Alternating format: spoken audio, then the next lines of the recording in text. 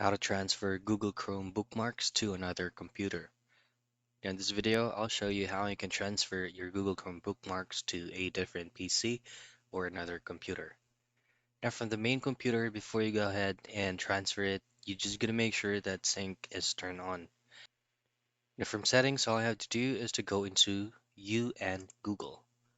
Now click on your current username once again, and then here, just simply scroll down a bit.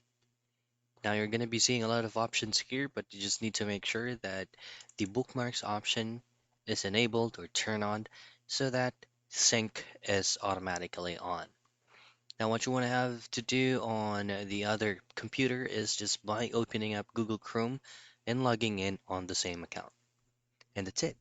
That's how you transfer Google Chrome bookmarks to another computer.